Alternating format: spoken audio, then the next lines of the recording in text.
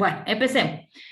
El teorema, teníamos que ver el teorema del valor medio del cálculo diferencial. ¿Se acuerdan? Que habíamos repasado cómo era para una variable.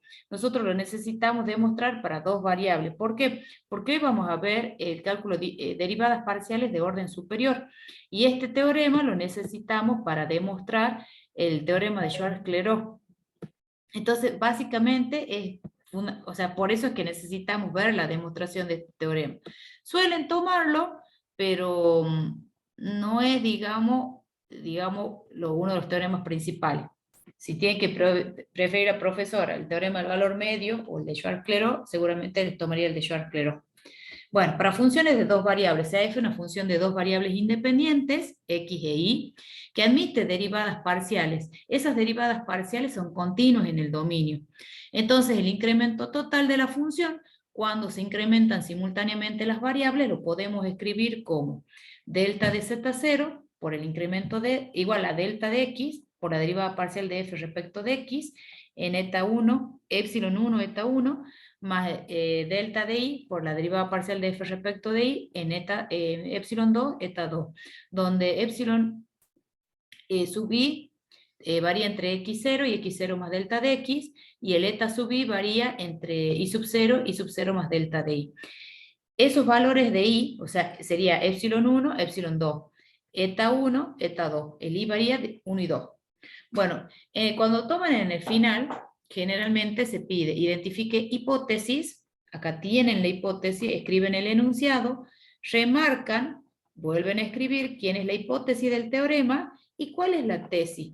La tesis, recuerden que es lo que se quiere demostrar. Nosotros queremos demostrar que el incremento total lo podemos escribir de esta manera. Esto es a demostrar. ¿Sí? Esa es la tesis. Y la hipótesis podemos usar en la demostración. Bueno, el incremento, el delta de Z0, se lo escribe como Z1 menos Z0. Pero ¿quién era Z? Si ustedes reemplazan, fíjense, ¿quién es Z1? Es f de x0 más delta de x y sub 0 más delta de y. Y z0, f de x0 y 0. Entonces el delta de z0 les va a quedar expresado de esta manera. F de x0 más delta de x y sub 0 más delta de y menos f de x0 y sub 0. ¿Estamos? Bien, entonces ahora, ¿qué vamos a hacer? A esa expresión, fíjense, vamos a sumar y restar este término. Miren, acá tienen un dibujito, perdón, tienen un dibujito de los incrementos. Acá tienen ubicado el punto x0 y 0, tienen con el incremento en y, con el incremento en x, tienen el punto p sub 0, el punto p sub 1. A este miembro, yo les había dicho el delta de z0 era igual a f de x0 más delta de x, y sub 0 más delta de y, menos f de x0 y 0. Bueno, a esto lo que vamos a hacer, primero vamos a restar y sumar. Vamos a restar y sumar la siguiente expresión, f de x0 y sub 0 más delta de y. Entonces, el delta de z0 nos queda de la siguiente manera, f de x0 más delta de x y sub 0 más delta de y, menos f de x0 y sub 0 más delta de y, más f de x0 y sub 0 más delta de y, menos f de x0 y sub 0. Que es lo que ya tenía. Entonces acá nosotros lo vamos a agrupar de manera conveniente. Esta parte y esta parte. Si ustedes se fijan, en el primer término, aquí, ahí está el incremento, fíjense, esto permanece constante. Y en el segundo término, que está escrito entre corchetes, lo que permanece constante es el x0, miren. ¿Lo ven? Eso lo tienen explicado acá. Miren. Bueno, a esto, al restar y sumar, lo expresamos como sumas de incrementos parciales respecto de X y parcial respecto de Y. En el primero, ustedes tienen el incremento en X. El I sub 0 más delta de I permanece constante. Y en el segundo término aparece, fíjense en que el incremento aparece en I y permanece constante el X0.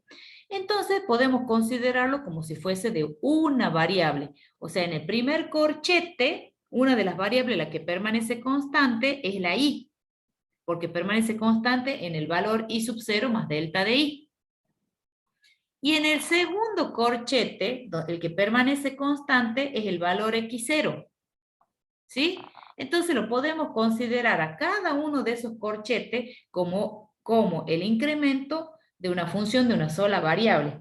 En X en el primero y en Y en el segundo. Entonces ahí vamos a usar o sea, el teorema fundamental, el teorema del valor medio para funciones de una sola variable. Entonces, a eso lo vamos a poder escribir de la siguiente manera. El delta de Z0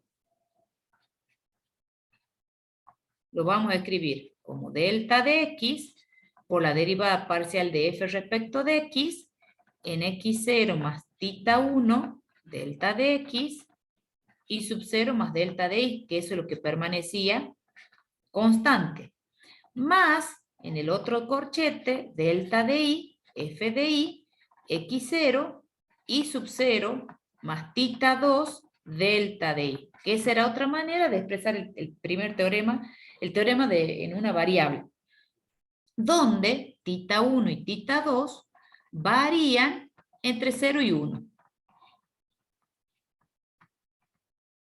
¿Estamos? ¿Estamos hasta ahí? Bueno, en general es difícil determinar esos valores de tita, del tita 1 y del tita 2. Entonces, de manera conveniente a nosotros, en la práctica, o sea, lo que nos conviene es expresarlo de esta manera. Delta de Z0 igual a delta de X por la derivada parcial de F respecto de X en epsilon 1, eta 1, más delta de Y, F de Y, epsilon 2, eta 2. ¿Estamos? Donde cada uno de esos, ese epsilon I, varía entre X0 y X0 más delta de X. Y el eta sub I varía entre I sub 0 e I sub 0 más delta de I, donde I es igual a 1 y 2.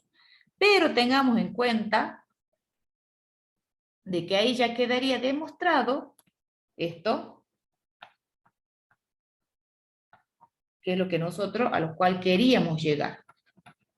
¿Estamos? Sí, generalmente el teorema se lo aplica más con el epsilon 1, eta 1, que con el tita. ¿Estamos? Entonces, ya escribiéndolo en función del tita 1 y el tita 2, llegamos en realidad a escribirlo en función del epsilon 1 y el eta 2. En general, si ustedes se fijan, el secreto para la demostración de este teorema, uno aplica el teorema del valor medio para una variable, pero es acordarme qué es lo que tengo que sumar y restar. ¿Sí? Eso es lo que se tienen que acordar, qué es lo que se suma y se resta. Y de ahí sale el teorema. Eso es lo que se resta y se suma. Y de ahí se lo asocia de manera conveniente y se aplica el teorema del valor medio para una variable. ¿Estamos? Bueno. También lo tienen enunciado al teorema. Esperen un segundito, quiero mover la pantalla. También lo tienen enunciado para funciones de 3 variables y tienen la generalización para funciones de n variables. Tienen la demostración y tienen para funciones de n variables. Generalmente, si le toman la demostración, generalmente se toma el de 2 variables. ¿Estamos? Bueno, pasemos en sí ahora al tema de hoy, que es derivadas parciales de orden superior. Profe, Diga. en En el examen ese teórico se toman este tipo de demostraciones, ¿verdad? Sí. En el examen teórico de la primera parte, sí, te pueden tomar demostraciones de los teoremas. Ah, ¿saben qué? Ahora que me acuerdo que nos está faltando, que les dije, derivadas parciales de orden superior, que es lo que vemos hoy, derivada direccional, funciones compuestas y homogéneas, funciones implícitas, diferenciales, aplicaciones. Por eso es que nos faltan 6 clases, eso es lo que no me acordaba. Y cuando vemos funciones implícitas, pueden estar definidas por una ecuación o por un sistema, que eso no vieron ustedes en análisis 1. Bien, sí, en el examen teórico te pueden tomar definiciones y te pueden tomar demostraciones de los teoremas. Es así como si fuese un final, tal cual. Bueno, veamos derivadas parciales de orden superior. Resulta de que ustedes tenían una función de 2 variables, supongamos, tenían una función de 2 variables, este está muy finito el trazo, tenían una función f de xy, que esta era una z, y bueno, y nosotros la podíamos derivar. A esta la podíamos derivar respecto de x, o la podíamos derivar respecto de y, usando, por ejemplo, esta notación. Bueno, pero esta derivada es una función que depende, sigue dependiendo de esas variables x e y, cada una de estas derivadas. Es decir que a esta derivada la puedo volver a derivar, ya sea respecto de x o respecto de y a esta también la puedo volver a derivar, ya sea respecto de x o respecto de y. ¿Sí? Y así sucesivamente, volver a derivarlas. Bueno, entonces eso es lo que vamos a ver. Primero vamos a ver la definición. La definición es a través del límite. Vamos a remarcar la definición y ya vemos las notaciones. Sea f una función de 2 variables x e y, las derivadas parciales primeras, f de x y f de y. Son funciones en x e y, que es lo que yo les decía. Ustedes tienen la derivada parcial de x, son funciones en x y y. Tanto la primera, o la derivada respecto de x, como la derivada respecto de y. ¿Estamos? Si ellas admiten derivadas parciales, tendremos las derivadas parciales segundas. Y que por definición es la segunda derivada de parcial respecto de x 2 veces, así se lee, se define como el límite de delta de x tendiendo a 0 de f respecto de x en f de x más delta de xy menos f de x en xy sobre delta de x. Si es que ese límite existe y se expresa o se lee como la derivada parcial de f de la función respecto de x 2 veces. Fíjense en acá. Aquí, fíjense en que estoy poniendo acá y aquí, ¿ven? ¿Por qué? Porque yo estoy indicando que le estoy derivando, este subíndice me está diciendo que a f la estoy derivando 2 veces respecto de x. ¿Estamos? Ya vamos a ver las notaciones que se usan. Bajo las mismas condiciones podemos definir la derivada de segundo orden de f respecto de x primero y luego de y. Se lee en ese sentido con esta notación. Como el límite de delta de y tendiendo a 0 de f de x, xy más delta de y, menos f de xy sobre delta de y. Si ese límite existe. Fíjense, yo tengo esta función, esa función, y yo a esa función la voy a derivar respecto de y. Por eso es que ponemos el incremento en y. Observen bien la notación. Y esa se lee la derivada parcial de segundo orden respecto de x primero y luego de y. Entonces, esta es respecto de x primero y luego de y. Miren si fuese la derivada parcial de f respecto de y luego de x. Fíjense, nosotros tenemos esta derivada. Y a esta la vamos a derivar respecto de x. Como la vamos a derivar respecto de x, tengo que poner el incremento en x. Entonces, por definición es el límite de delta de x tendiendo a 0 de f de y de x más delta de xy menos f de y en xy sobre delta de x, si ese límite existe. Y bueno, y finalmente la derivada parcial de segundo orden de f respecto de y 2 veces. ya tenemos esta derivada, que es una función, volvemos a derivarla respecto de y. Entonces ponemos el incremento en y. Por definición es el límite de delta de y tendiendo a 0 de f de y de x, y más delta de y, menos f de y en xy sobre delta de y, si ese límite existe. ¿Cuáles son las notaciones que usamos? ¿Se entienden las definiciones?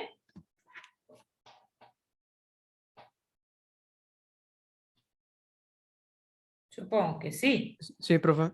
Bueno, fíjense bien cómo la escribimos a la definición, ¿no? Bueno, ¿qué notaciones usamos? ¿Qué notaciones usamos? Miren, acá tenemos la notación. Y eso hay que entenderlo un poquito. Miren, si yo tengo la derivada parcial de f respecto de x dos veces, ¿esto qué quiere decir? Que a la derivada parcial de f respecto de x la vuelvo a derivar respecto de x. ¿Estamos? Y esto no era otra cosa que la f de x, la llamábamos f de 1, ¿se acuerdan? Y a esa la volvemos a derivar respecto de x, por eso es f de 1, 1. Esto no es otra cosa que la derivada respecto de x, ¿de quién? ¿A quién la estamos derivando? A la derivada de la función f respecto de x. Y esto entonces igual la derivada segunda de f respecto de x dos veces. No es que la x está al cuadrado, ojo, no. Se lee la segunda derivada de f o la derivada parcial de f dos veces respecto de x dos veces. ¿Estamos? Esto siempre y cuando el z sea igual a un f de xy. Esto no es otra cosa, acá les escribo, esto no es otra cosa que la segunda derivada de z respecto de x dos veces. Miren, si nosotros queremos calcular la derivada segunda respecto de x primero y luego de y, a ver, esta la voy a hacer con otro color. La derivada de f respecto de x y luego de y. Bueno, esto no es otra cosa que a la derivada que teníamos de f respecto de x, la vamos a derivar, pero ahora respecto de y. Entonces esta es una f de 1, 2, que así la denotábamos. O sea que vamos a derivar respecto de y, ¿a quién? A la función derivada respecto de x. ¿Estamos de ahí? Y esto no es otra cosa que la segunda derivada de f respecto de x primero y luego de y. ¿Ahí se han dado cuenta de un pequeño detalle? ¿Se han dado cuenta?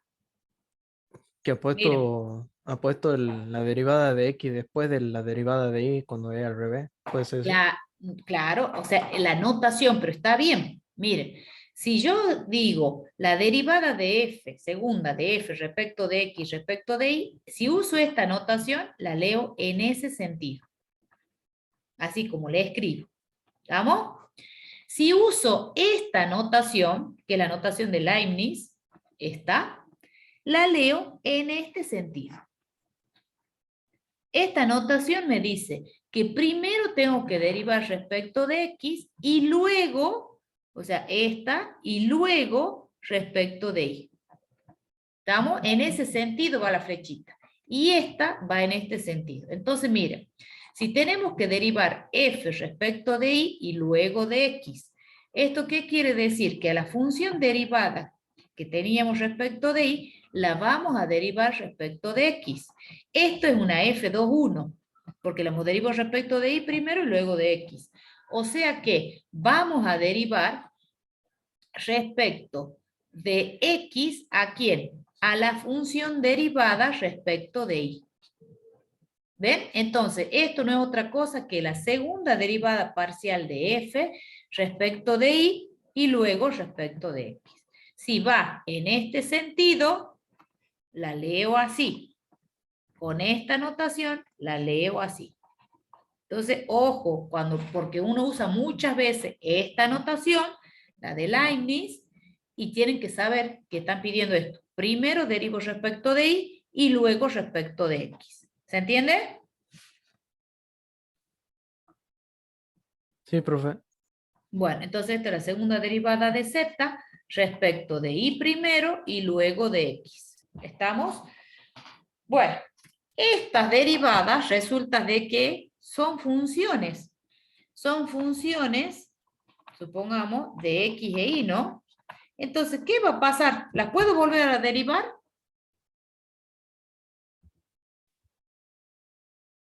¿Qué dicen ustedes? ¿La puedo volver a derivar? Sí, la puedo volver a derivar. Y miren cómo nos va a quedar las derivadas. Miren, ustedes tenían una función original. Miren cómo es el diagrama. Ustedes tenían una función original que era una función de dos variables. A esa función yo la puedo derivar respecto de x, pero esta sigue dependiendo de x e y. O la podía derivar respecto de y. ¿No es así?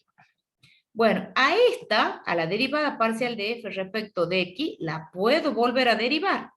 La puedo volver a derivar respecto de x o la puedo derivar respecto de y. A esta derivada la puedo derivar, la f de y la puedo derivar respecto de x o la puedo derivar respecto de y. Cada una de ellas siguen siendo funciones que dependen de x. Entonces, a esta la puedo derivar respecto de x o la puedo derivar respecto de y. X, y. ¿Ven cómo se va abriendo el árbol? A esta la puedo derivar, esto va a ser f de x, y, x. O la puedo derivar f de x, y. Bueno, y a cada una de ellas me va a salir dos flechitas. ¿Se da cuenta? Miren, nosotros tenemos primero una función. Después a cada una de ellas, fíjense que obtenemos dos derivadas. Acá, ¿cuántas obtenemos? Si las volvemos a derivar. ¿Cuántas derivadas vamos a tener?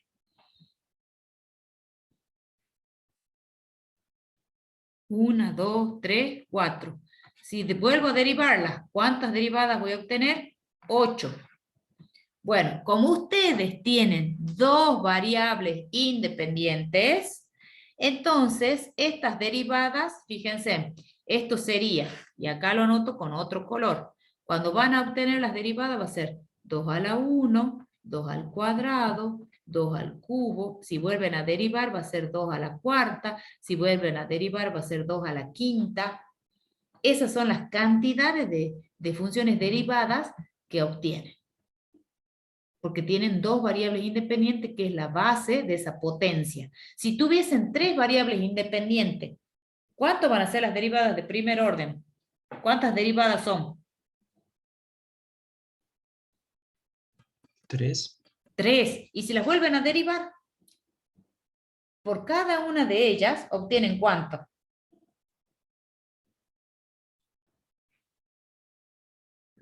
Obtendría 6, digamos. ¿Vos decís 6? Mira, voy a hacer acá al costado. O sea, 6, pero más las 3 que ya están, o sea, serían 9. Vos tenés f de x y z. Yo a esta la puedo derivar respecto de x, la puedo derivar respecto de y, o la puedo derivar respecto de z, ¿no es así? Bueno, no pierdan de vista, yo por cuestiones de espacio nomás no escribimos, pero cada una de ellas dependen de x, de y, de z. O sea que a esta yo la puedo derivar respecto de x, la puedo derivar respecto de y, la puedo derivar respecto de z. A cada una de ellas me van a salir tres flechitas. 9. Claro, van a ser 9. ¿Por qué? Porque en realidad ustedes tienen una función que tiene tres variables independientes, ¿no es cierto? Entonces, en la primera van a obtener 3, porque es 3 a la 1. En la segunda van a obtener 3 al cuadrado. Cuando vuelvan a derivar, van a ser 3 al cubo, y así. 3 a la cuarta, y así va creciendo. ¿Estamos? Esas son las derivadas de orden superior. Si yo, volvamos a las de dos variables. Si yo derivo, si la derivo por primera vez, puedo derivar respecto de x y respecto de y. Entonces obtengo dos derivadas de primer orden. Pero si derivo respecto la vuelvo a derivar, las derivadas de segundo orden pasan a ser 4, porque es 2 al cuadrado. Si vuelvo a derivar esas derivadas de segundo orden, voy a obtener las de tercer orden, y voy a obtener 8 derivadas. Si las vuelvo a derivar, voy a obtener las derivadas de cuarto orden, que van a ser 16. ¿Se imaginan? Y eso se va abriendo, se va abriendo. Cada vez tenemos más. La base es 2, en este caso, porque tienen 2 variables independientes. Si tuviésemos 3, la base de esa potencia va a ser 3. 3 a la 1, 3 al cuadrado, 3 al cubo, 3 a la cuarta, y así. ¿Se entiende? Sí. Bien, perfecto. Acá ustedes fíjense, tenemos la definición en forma general para funciones de n variables. ¿Cómo serían las derivadas parciales primeras? Fíjense, de orden superior. Vamos a remarcarla simplemente a la definición. Dice CAF, una función de n variables independientes, definida como z igual a f de x1, x2, xn. Las derivadas parciales primeras, la derivada de f respecto de x1, la derivada de f respecto de x2, la derivada de f respecto de xn, son funciones de x1, x2, xn. Entonces, si ellas admiten derivadas parciales de primer orden, tendremos derivadas parciales segundas. Entonces, la derivada parcial de f de x sub i, acá tengan en cuenta que nosotros ya teníamos la derivada parcial de f respecto de x sub i, y la estamos volviendo a derivar respecto de esa variable x sub i. Entonces tenemos que poner el incremento en x sub i. Va a ser el límite de delta de x sub i tendiendo a 0 de f de x sub i, de x1, x2, x sub i más delta de x sub i, punto suspensivo x sub n, menos f de x sub i, de x1, x2, x sub i, punto suspensivo x sub n, sobre delta de x sub i. Si ese límite existe. Esa se expresa como la derivada parcial de segundo orden de la función respecto de x sub i 2 veces. Para las cruzadas, digamos, CAF una función de n variables independientes, las primeras que admite derivadas parciales primeras, queremos calcular de derivada parcial segunda. A la derivada parcial de f respecto de x sub i la queremos derivar, pero respecto de x sub j. Si la queremos derivar respecto de x sub j, ponemos el incremento en x sub j. Entonces, por definición, va a ser el límite de delta de x sub j tendiendo a 0, de f de x sub i, x1, x2, xn, x sub j más delta de x sub j, x sub n, menos f de x sub i, de x1, x2, xj, xn, sobre delta de x sub j, siempre y cuando ese límite exista. Y se lee como la derivada parcial de segundo orden de la función respecto de x sub i primero y luego de x sub j. Entonces esto es respecto de x sub i y luego respecto de x sub j. Si escribo la otra notación, va a ser la derivada parcial de f respecto de x sub i primero y luego respecto de x sub j. Perdón, ahí está. Esto es lo mismo, son notaciones diferentes, pero es lo mismo, significa lo mismo. Tengo en el práctico, ustedes tienen que identificar y reconocer las diferentes notaciones. Bueno, sigamos. En esta clase vamos a ver, porque cuando yo les dije, ustedes tienen una función de dos variables, ustedes pueden derivarlas respecto de x, pueden derivarlas respecto de y resulta de que a esta yo la puedo volver a derivar respecto de x y luego de y. Y a esta la puedo derivar, que ya la teníamos derivada respecto de y, respecto de x. Bueno, la pregunta es, ¿cuándo estas derivadas son iguales? ¿Cuándo se va a cumplir? No siempre. Y eso es lo que nos dice el teorema de Schwarz-Clairaut. ¿Bajo qué condiciones esas derivadas parciales de segundo orden van a ser iguales? ¿Bajo qué condiciones? Veamos. Este es un teorema importante, es un teorema que se lo toma en el final, ¿sí? Y se basa su demostración en el teorema del valor medio para funciones de dos variables. Bien, ¿qué dice el teorema? Vamos a remarcarlo. Sea f una función de x y que admite derivadas parciales, f de x, f de y, f sub x, f de xy, f de ix, que son continuas en el entorno del punto P sub 0. Entonces se cumple que las derivadas parciales de segundo orden en el punto x0 y 0 son iguales. Acá estoy diciendo la derivada parcial de segundo orden respecto de x primero y luego de y, en el punto x0 y 0, es igual a la derivada parcial de segundo orden respecto de y primero y luego de x, en el punto x0 y 0. No siempre esas derivadas son iguales. Entonces yo les digo la pregunta, ¿bajo qué condiciones van a ser iguales, chicos? ¿Cuál es la condición que está escrita ahí? ¿Bajo qué condiciones? Porque no siempre pasa.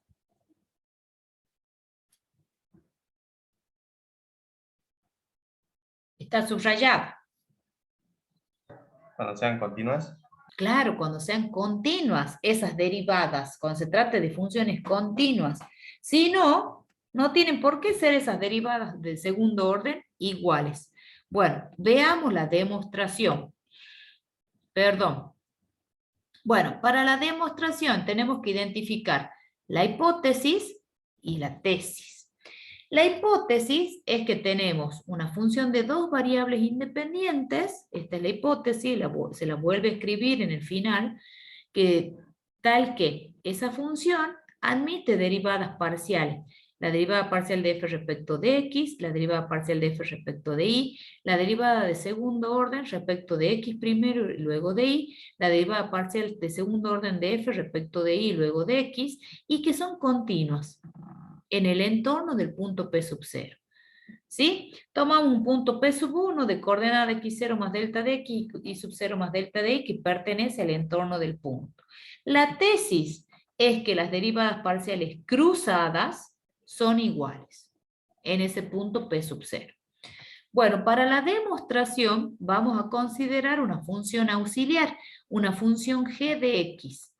Esa función auxiliar va a estar definida en el intervalo x0, x0 más delta de x. Esa función auxiliar, ¿cómo se la define? Se la define como f de x y sub 0 más delta de y menos f de x y sub 0. Esta es una función auxiliar. Entonces, para la demostración necesitamos definir esa función auxiliar. Bueno, si nosotros derivamos, fíjense, la vamos a derivar respecto de x. Entonces, como g es una función que depende de solo la variable x, denotamos fg'. Entonces, esto va a ser la derivada de f respecto de x, ¿en dónde? En el punto x y sub 0 más delta de y, menos la derivada de f respecto de x en el punto x y sub 0. Si ustedes se fijan, o sea, el incremento, acá es g', acá pongo bien, ¿sí? Para que se note, el incremento de g de x en el p sub 0 en función del teorema del valor medio para una variable, porque ustedes si se fijan, es como que la x permaneciera constante y ustedes están poniendo el incremento en y sub 0, ¿ven?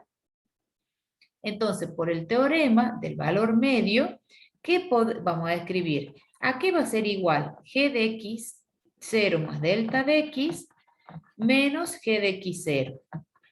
Entonces, por cómo está definida la función, por el teorema en realidad, esto va a ser delta de x por g' en épsilon, ¿sí? Donde ese épsilon varía entre x0, donde esto varía entre x0 y x0 más delta de x. Bueno, pero ¿cómo está definida esta función? Acá escribimos por cómo está definida en la ecuación 1. Si ustedes se fijan y reemplazan, esto va a ser f de x0 más delta de x, coma, y sub 0 más delta de y, menos f de x0 más delta de x, y sub 0. menos, que es el menos este que tengo acá, chicos, menos, si quieren acá lo ponen entre corchetes, menos f de x0 y sub 0 más delta de i, menos f de x0 y 0. ¿Estamos? Esto es esa diferencia de acuerdo a cómo está definida por 1. Pero esto no es otra cosa que igual a delta de x por g' de epsilon. Pero g' de epsilon es la derivada de f respecto de x en epsilon y sub 0 más delta de i menos f de x en epsilon y sub 0.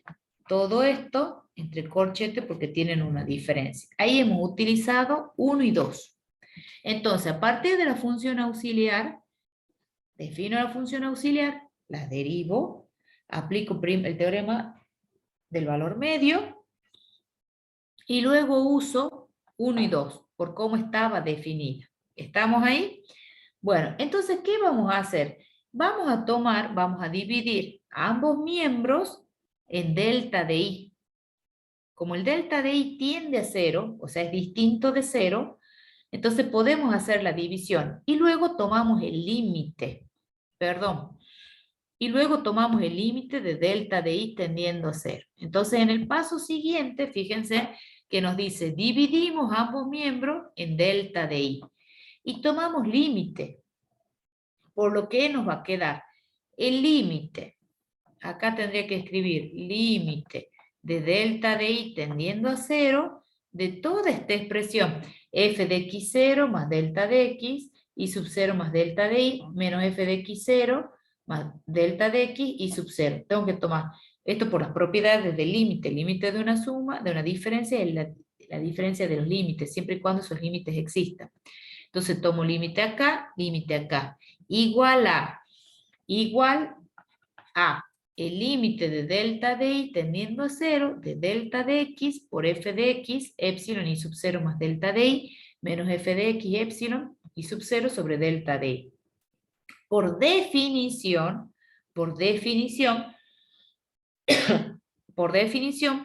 esto, lo que tenemos acá, ahí lo voy a remarcar, por definición, esto lo que tenemos acá no es otra cosa que la derivada, igual que lo que tenemos acá, porque si ustedes se fijan tienen el incremento en i, no es otra cosa que la derivada parcial de f respecto de i en x0 más delta de x y sub 0. Y acá tienen la derivada parcial de f respecto de i en x0 y 0. ¿Estamos? Y esto no es otra cosa que, fíjense que también tienen el incremento en i, es la derivada de f respecto de x y luego de i. ¿Estamos? Eso por definición de derivada. Bueno, ahora, ¿qué vamos a hacer? Vamos a dividir en ambos miembros de 3 podríamos decir, dividimos acá en 3, dividimos en delta de x y tomamos el límite cuando delta de x tiende a 0.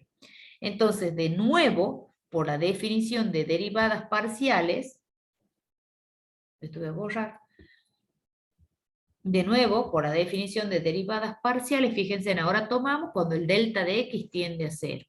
Entonces, esto no es otra cosa que la función derivada respecto de y, y ahora la hemos derivado respecto de x. Eso es por definición de derivada.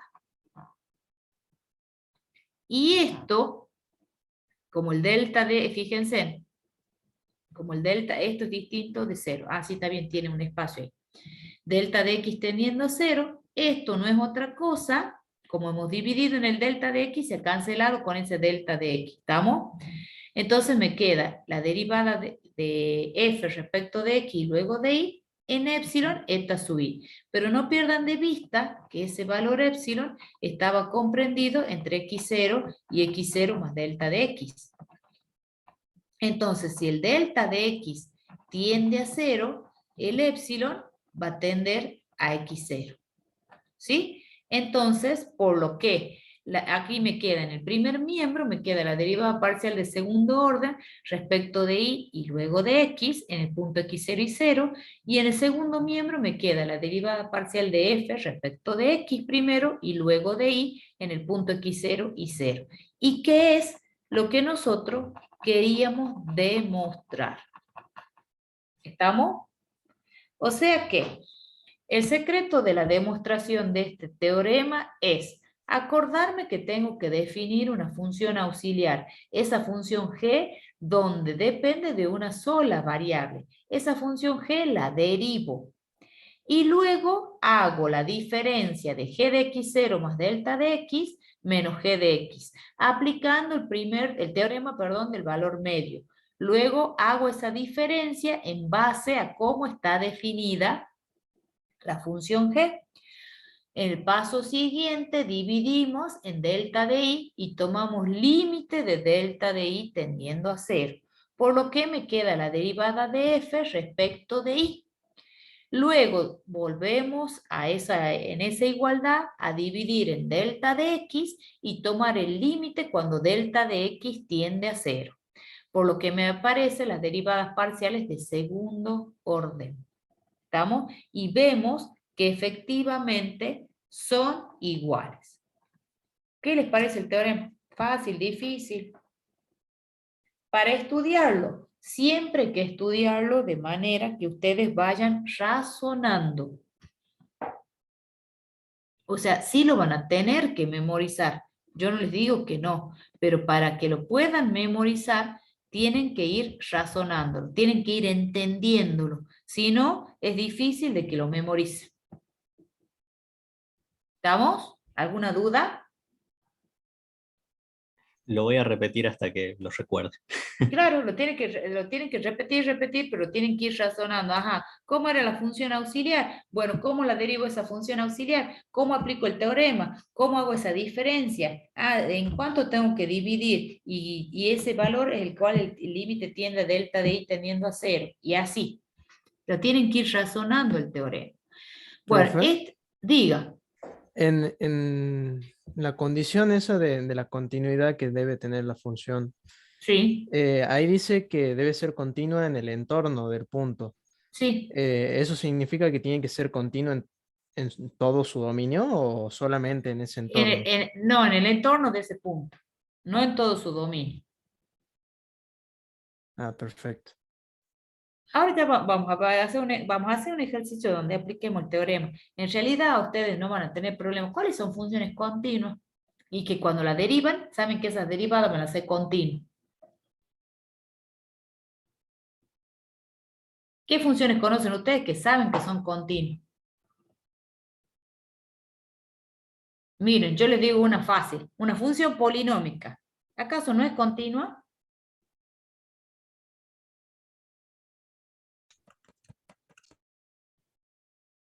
Sí. Bueno, miren, por ejemplo, miren, esto no va en el teorema, ¿no? Pero miren, si ustedes tienen así, x cuadrado y al cubo más xy, supongamos. ¿Es es una función polinómica? ¿Es una función continua? Si yo la derivo respecto de x, ¿es continua? Sí. Sí, Sí. porque voy a obtener una nueva función polinómica. Si la derivo respecto de y, también es continua. Y las cruzadas también. Habría que buscar en qué punto donde se verifica la igualdad. Pero esas funciones son continuas, no tienen problema. Bueno, para ese tipo de funciones es donde se dan las condiciones para poder aplicar el teorema de Schwarz-Clairaut. ¿Estamos?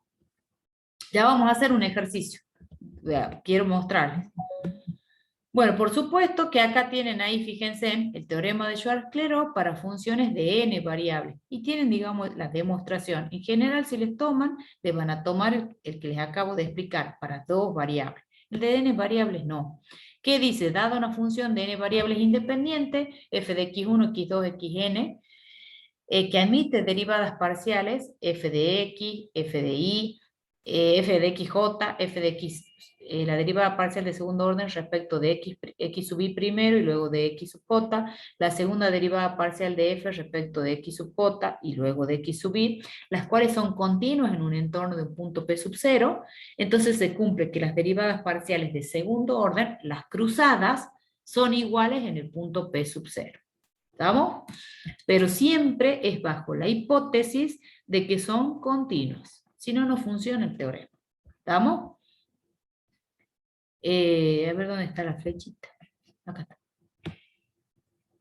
Yo quería resolverles para que terminemos algunos ejercicios donde calculemos las derivadas parciales. Por ejemplo, en esta me piden de segundo orden y también quiero hacerles uno donde veamos el teorema de Schwarz-Clairaut. ¿Sí? Les va a hacer este. Este para el teorema de Schwarz-Clairaut y después alguno de estos para las derivadas parciales. Empecemos con el de Schwarz-Clairaut que lo tenemos ahora, ¿sí? Ah, no, primero vamos a derivar. Miren, derivemos. ¿Cuál quieren que haga? Del ejercicio 1. ¿Cuál quieren? Elijan. I, 2i, 3i, 4i. Ustedes díganme y yo los resuelvo.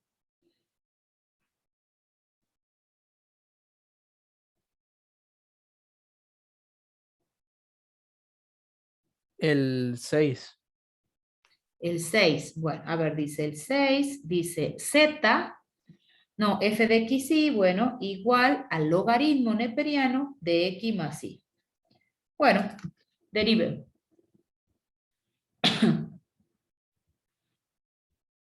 Entonces, este es el ejercicio 1, apartado 6i.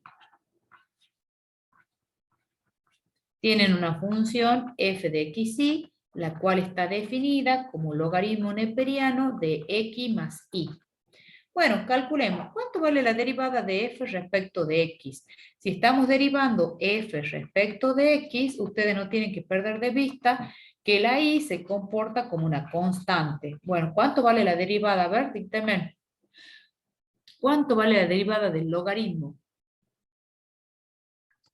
1 sobre el logaritmo de x más y. 1 sobre el argumento, x más y. ¿Sí entendí lo que me querías decir, Darío? Bueno, 1 sobre x más y por la derivada del argumento, que en este caso es 1. Porque la derivada de x1, la y se comporta como una constante. Entonces, si yo la derivo a la constante, va a ser 1 más 0. ¿Estamos?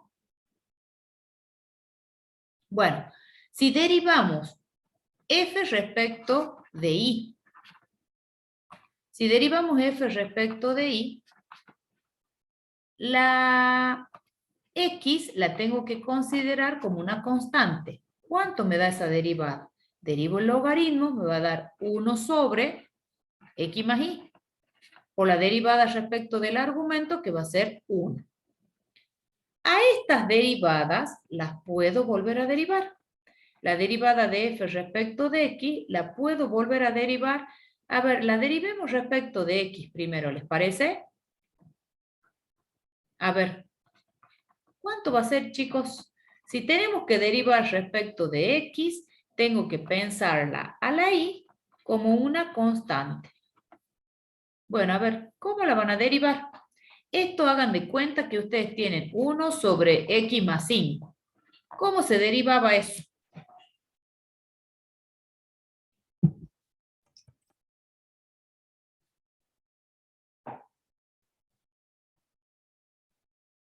No escucho nada. Poníamos como una potencia negativa y aplicábamos Bien. ¿Y entonces cuánto va a ser? A ver, ¿se animan a dictarme? menos 1 sobre x más y al cuadrado. Bien. ¿Todos están de acuerdo? O todos, mejor dicho, todos han entendido por qué me queda así la derivada.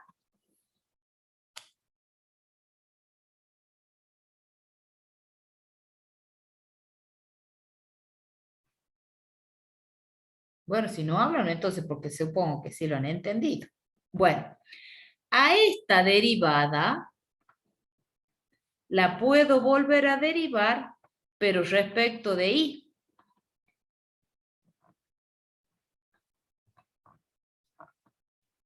¿Cuánto va a ser la derivada? Ah, sí, se han entendido, dice. Muy bien. Si estamos derivando respecto de y, la x la tengo que pensar como si fuese una constante. ¿Cuánto me va a dar? Lo mismo, como ha dicho el compañero. A esto, yo voy a borrar el 1 por una cuestión de espacio. Esto es lo mismo que tener x más y elevado a la menos 1, porque así me conviene escribirla para poderla derivar. ¿Sí? Entonces me va a dar lo mismo. En este caso me va a dar menos 1 sobre x más y elevado al cuadrado. ¿Sí? Bueno, justo han elegido un ejercicio que sí se da las condiciones, pero bueno, a ver, justito han elegido el ejercicio. Bien, cuando derivan acá f respecto de y, la vuelven a derivar respecto, pero ahora de x. Entonces, ¿cuánto les va a dar? Acá la tienen que pensar, si están derivando respecto de x, que la y es una constante. Entonces, ¿cuánto les da la derivada? Les va a dar igual, les va a dar menos 1 sobre x más y elevado al cuadrado. A ver, voy a elegir otro yo. A ver, ya les digo. El 2, que lo tengo copiado. ¿Por qué? Porque quiero que vean que no siempre les va a dar igual. Sino es del mismo, pero el 2i. Es del mismo enunciado, donde nos piden las derivas parciales. A estas les voy a dejar para que ustedes hagan el f de i. Les va a dar lo mismo. Miren, en este nos daba z igual a x cuadrado y más coseno de y menos y seno de x. Esta. Bueno, pregunta. ¿Cuánto vale la derivada de z respecto de x? Si estamos derivando z respecto de x, la y es una constante. ¿Cuánto vale, chicos? ¿Me dictan? 2x y más Sí. o menos seno. No. Menos Sería coseno. coseno de y. Bien, perfecto. Bueno, ¿qué pasa si derivamos z respecto de y? La x la pienso como constante. Acá estamos haciendo ya otra derivada. A ver, ¿me dictan? X cuadrado Bien, menos seno. menos seno de y, perfecto. ¿Algo más?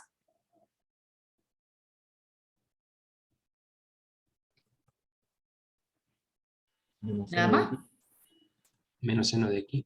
Menos seno de x. Perfecto. Ahí han derivado respecto de y.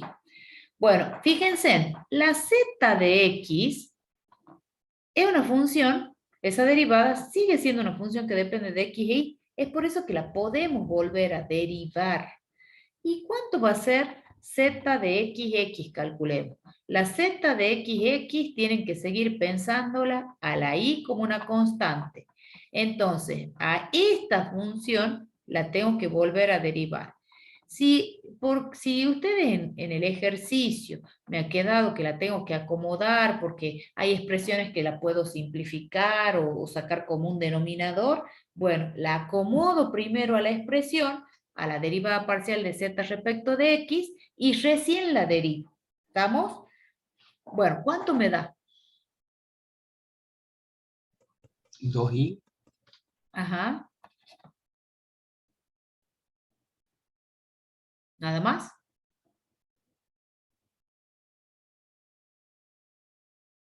más seno Más y es en x. Más y seno de x. Perfecto. Y si a esa derivada de z respecto de x la derivamos pero respecto de y, la x es la que permanece constante en ese caso. Bueno, entonces, a esta derivada, que es esta, la puedo derivar respecto de x, ya lo hicimos. Ahora quiero que la volvamos a derivar, pero respecto de y, ¿cuánto sería? 2x más seno de x. 2 más Seno de x. Seno de x. ¿Alguna duda? ¿Entienden cómo se deriva? Profe, Diga. capaz que me hice un lío, pero ¿por qué queda más seno? ¿Qué no se deriva la y? Claro, y si vos estás derivando la y, el seno de x, ¿qué pasa a ser? Si la x es constante.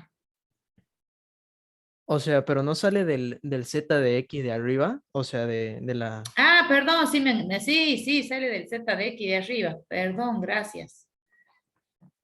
Ahí está. Bien, gracias por la corrección. ¿Entienden por qué? Miren, porque la que estamos derivando es esta. No la miro a esta. No la miro a esta, ¿no? Esta no. Bueno, entonces yo estoy derivando respecto de y. Si derivamos respecto de y, hay que corregir, miren.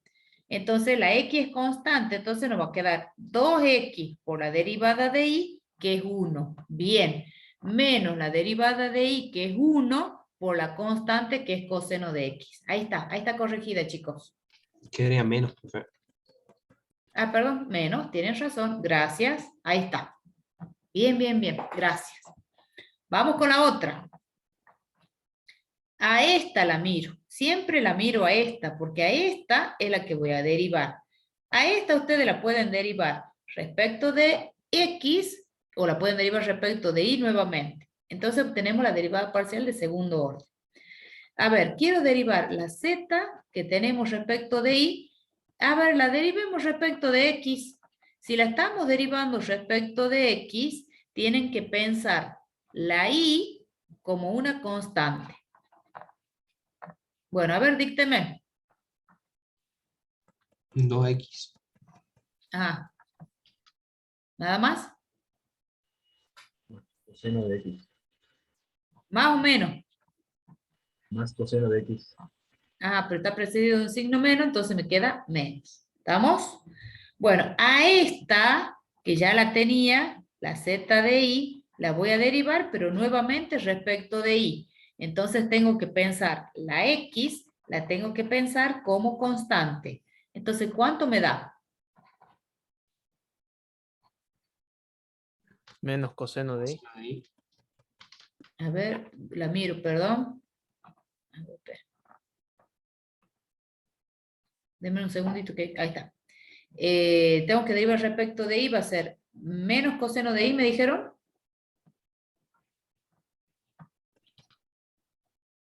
¿Así me dijeron? Sí, profe. Sí. Bien. ¿Alguna duda? Profe, yo tengo una duda. A ver, Diga. nosotros hacemos al derivar, digamos, acá en z, cuando pone doble vez x, ahí derivamos, digamos, dos veces, que no, de x con respecto a x. A ver, vamos de nuevo. ¿En cuál tenés la duda? Cuando hacemos la primera derivada, Bueno, respecto de x o respecto de y. Así la con miro. respecto a x. Bueno, estoy mirando esta derivada. Ajá. Después Bien. hacemos la segunda derivada con respecto a x ¿Sí? también. Y quedaría de abajo. Claro. Bueno, sí. ¿O la puedes derivar respecto de quién? O de y también. Ah, Claro, exactamente. Eso es lo que, por eso les expliqué el diagrama. Sí, así es. Ustedes tienen, les vuelvo a explicar, miren, acá de paso, miren, las derivadas parciales de segundo orden, las cruzadas son iguales. ¿Por qué? Porque estamos trabajando con función que es continua y tienen una polinómica con trigonométrica y esas son continuas en todo el dominio. Entonces, en cualquier punto se va a cumplir la hipótesis del teorema Schwarzschild porque las derivadas parciales son continuas. Santiago, deja de escribir. Bueno, miren, ustedes tenían la función z. La función z es una función que depende de dos variables, de x e y. Entonces yo les dije, ustedes pueden derivar a esa z, la pueden derivar respecto de x, o la pueden derivar respecto de y. Esas siguen siendo funciones que dependen de x e y. Para el compañero que recién me preguntaba. Entonces, a cada una de ellas, a esta, la podés volver a derivar. ¿Respecto de quién? Respecto de x, o la podés volver a derivar, pero si vos ya tenías respecto de z, de x, perdón, la derivas respecto de y. Que eso es lo que hice ahí, en el ejercicio. Y a esta también, la podés derivar respecto de x, o la podés volver a derivar respecto de y. Y así, a cada una de ellas, como dependen de x e y, las podemos volver a derivar. ¿Estamos? ¿Se entiende? sí, profe, ahora se me entiende. Bien. Porque ahí para estos ejercicios hay muchos que dice verifique la siguiente ecuación y les dan, qué sé yo, les dan z, les dan la función, supongamos, y les dicen, bueno, verifique la segunda ecuación, verifique que 2 por z de x menos 3z de y es igual a z, supongamos. Así ese tipo de ejercicio. Pero les van a dar, les van a dar específicamente cuál es la función para que se cumpla esa condición, ¿no? Se usa mucho esto en ese tipo de ejercicio, van a ver en el práctico. Bueno, justo me he elegido dos que se cumplen la hipótesis del teorema de Shor-Clairaut. Miren, a ver, quería ver otro. Lo que yo les decía, que veamos porque bueno, también fíjense, fíjense en el ejercicio que les decía, sí, se va a cumplir la hipótesis del teorema de Shor-Clairaut. ¿Por qué? Porque justamente está formado por funciones que son una combinación de funciones polinómicas con funciones trigonométricas. Entonces acá, si quieren, se los hago. Miren. Si nosotros derivamos f respecto de x, la y, imaginariamente, yo la tengo que pensar como una constante. ¿Sí?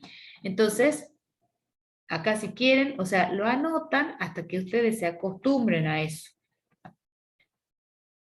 Bueno, si derivo respecto de x, me va a quedar seno de y más y coseno de x más y. Estamos derivando respecto de x. Si yo a esta la vuelvo a derivar, pero la quiero derivar respecto de y, porque yo quiero ver que las cruzadas son iguales. Entonces, si derivo respecto de y, ahora la que pasa a ser constante es x. Bueno, entonces a esta que ya la tenía derivada respecto de x, la vuelvo a derivar, pero ahora respecto de y. La derivada del seno es coseno. Acá si derivo este término me queda 1 coseno de x más 1. ¿Estamos hasta ahí? Sí. Bien. Vamos a derivar la función f, pero la vamos a derivar ahora respecto de y. Entonces, la x tengo que pensarla como una constante. Entonces, mi función original la derivo, pero ahora respecto de y. Entonces, si es respecto de y, ¿cuánto me va a dar? ¿Me dictan ustedes?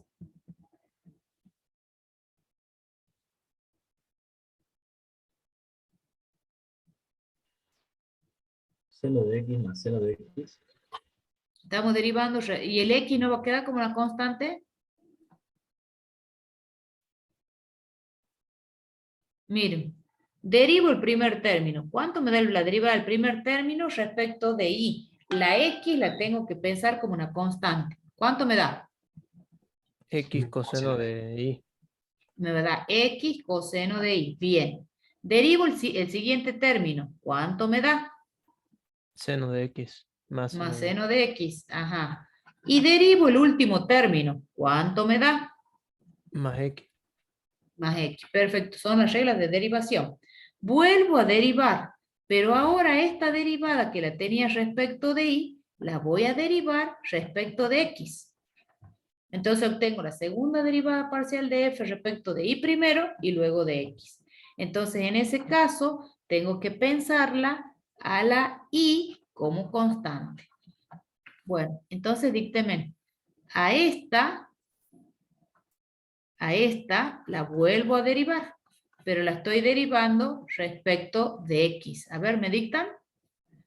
Sería coseno de y. Coseno de y, ajá. La derivada del seno, Más menos coseno de la x. derivada del seno. ¿No es positivo?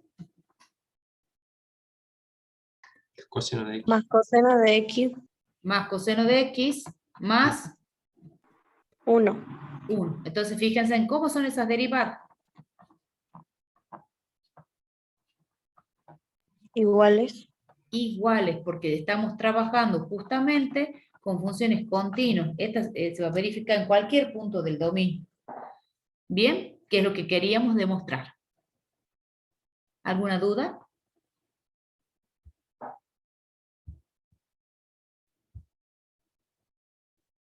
Bien. Bueno, ahí detengo la grabación y ya la voy a